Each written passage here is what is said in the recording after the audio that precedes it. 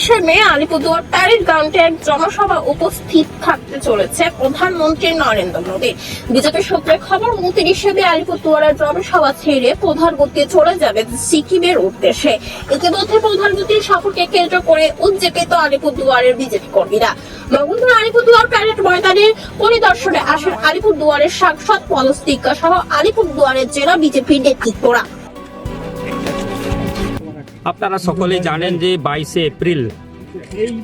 April পেহেলগামে যেভাবে যারা নির্দোষ লোককে সেখানে ধর্ম জিজ্ঞাসা করে মারা হয়েছে, তারপরে আমাদের অপারেশন সিন্দুর হয়েছে, তারপরে আপনারা জানতে পারেন যে 5টা ডেলিগেশন ভারত সরকারের বিশ্বের বিভিন্ন দেশে যাচ্ছেন, যাতে পাকিস্তানের যে মুখোশটা যে তারা সন্ত্রাসবাদীকে সমর্থন করে ভারতের ভিতরে পাঠায়, সেই মুখোশটা খোলার জন্য ভারত সরকার বিভিন্ন যারা দল থেকে যুক্ত আছেন তাদের লিডারশিপে কিংবা রিপ্রেজেন্টেটিভে পাঠানো হচ্ছে।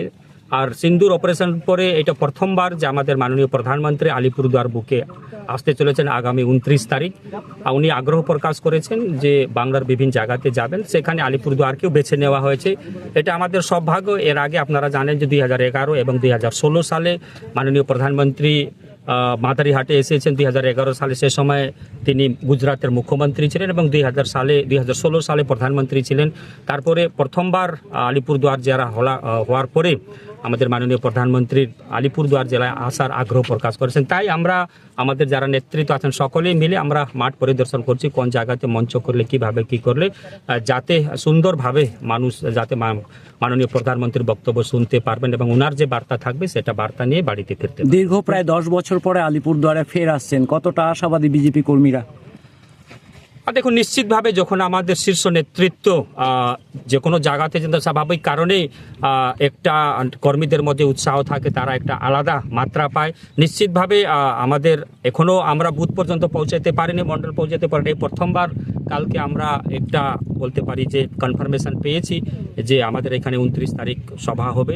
তো নিশ্চিতভাবে যখন এই বার্তাটা বুথ পর্যন্ত যাবে, কর্মীরা আরও উৎসাহিত হয়, বেশি সংখ্যক আমাদের কর্মীরা আসবেন এবং এর প্রভাবটা 2026-এর মে মাস পর্যন্ত হবে, যতক্ষণ না রেজাল্ট বের হবে। এটা কি পাখির চোখ করেই লোকসভা বিধানসভা নির্বাচনকে পাখির চোখ করে কি সভা? দেখুন, আমাদের যখন লোকসভা নির্বাচন হয়েছে তারপরে আরও কয়েকটা জায়গাতে বিধানসভা নির্বাচন হয়েছে, আপনারা দেখেছেন যে আমরা জিতেছি। এবং কিছুদিন আগে দিল্লিতে হয়েছিল বিধানসভা নির্বাচন, সেখানেও যে কেজরিওয়াল বলেছিল যে মোদीजी को हराने के लिए और एक बार जन्म लेना पड़ेगा। मोदी जी इसी जन्म में केजरीवाल को हरा करके दिखा दिया। इस बार पश्चिम बंगाल, এবার পশ্চিমবঙ্গের পালা আছে। নিশ্চিতভাবে এখান থেকে আপনারা বলতে পারেন যে 2026-এর যে ইলেকশনের যে বিগুল বলা হয় সেটা এখান থেকে শুরু হবে। দেখুন, লড়াই তো হবেই, লড়াই 1:1 হবে, তৃণমূল ভার্সেস বিজেপি হবে। যেভাবে আমরা 2021 সালে 5-5 জিতেছিলাম, এবারও 2026-এ 5-5 হবে এবং লোকসভায় 7-7 হবে। মানুষ মেন্টালি প্রিপেয়ার্ড আছে যে যেভাবে দুর্নীতি হয়েছে, 26,000 যারা শিক্ষক আছে তাদের চাকরি গেছে, যারা যোগ্য আছে তাদেরও চাকরি চলে গেছে এবং প্রাইমারি তো আপনারা জানেন যে সুপ্রিম কোর্টে চলছে।